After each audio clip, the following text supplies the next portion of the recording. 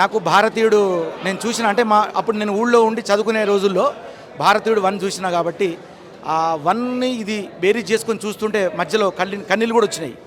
ఆ మధ్యలో ఒక షాట్ ఉంటుంది, నా కొడుకుని నేను ఒక లంచం కోసం నా కొడుకు నేను చంపుకున్నానే ఇదిలో నేను చాలా కన్నీళ్ళ పర్యంతమైన నిజంగా ఏడ్చినా నేను అక్కడ. చాలా చాలా బాగుంది. అంటే ఇప్పుడు మోడర్న్ అంటే దాన్ని ఒక లంచంగా చూపించి ఇది టోటల్గా డిఫరెంట్ చూపించారు. ఇంకా అంటే ఇక ఇది చూస్తేనే బాగుంటుంది, ఇది మాటలో చెప్పలేం పాట. చాలా నాకు అది బాగా నచ్చింది. అవును, అంటే ఇందులో వాడారు పాటలు, ఆ వాడడం కూడా బాగుంది.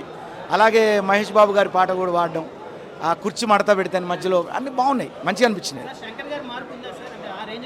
డెఫినెట్ అండి, అద్భుతమైన మార్క్ ఉంది. అసలు ఒక్కొక్క సీన్లో కొత్త అంటే మనం ఎక్స్పెక్ట్ చేయనటువంటి ఇందులో ఒక కొత్త ఒరవడి నాకు కనబడ్డది. ఒక పాయింట్ మాత్రం ఇందులో అది చూడాలి మీరు, నేను చెప్తే బాగుండదు.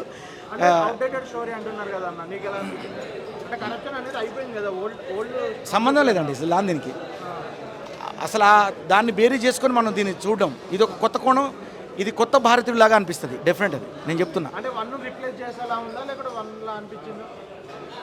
1 కంటే బాగుండే అవకాశం ఉందండి చాలా మాట. లేదండి లేదు, అంటే ఎవరింట్లో వాళ్ళు అంటే ఎవరింటిని వాళ్ళు అంచనా వేసుకోవాలి, ఎవరింటిని వాళ్ళు సెట్ చేసుకోవాలి అనే పాయింట్ చాలా గొప్ప పాయింట్.